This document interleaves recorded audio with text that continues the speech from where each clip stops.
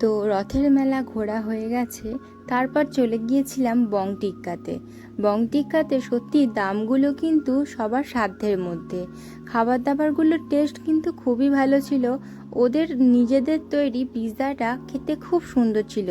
সত্যি বলতে আমি আগেও পিৎজা খেয়েছি, কিন্তু এখানের মতো পিৎজা আমি আগে কোথাও খাইনি। এত ভালো লেগেছে আমি কি বলবো।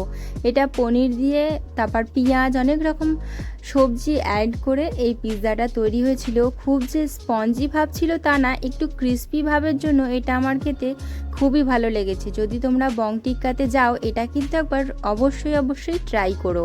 বাড়ি আসার সময় আমরা মোমো খেয়েছিলাম। মোমোটা নিয়েই প্যাক করে চলে এসেছিলাম, কারণ বাবু গাড়িতে ঘুমিয়ে পড়েছিল। তো দাঁড়িয়ে খাওয়াটা তো সম্ভব হয়নি, তাই প্যাক করে নিয়ে চলে এসেছিলাম। আর ওখানে আরও কিছু খাওয়ার কথা ছিল, কিন্তু বোনের শ্বশুর মশাইয়ের শরীর খারাপ হওয়ার কারণে আমরা সব কিছু প্যাক করে নিয়ে বাড়িতে চলে আসি। চলো কি কি প্যাক করে এনেছি সেগুলো তোমাদের দেখাই। এই যে বাটার নান আছে এখানে, আর চিলি চিকেন ছিল। চিলি চিকেনটা সত্যিই খুব সফট ছিল আর খেতে খুবই ভালো লেগেছে। আর চিলি চিকেনের সাথে অনেকটা জুসও দিয়েছিল।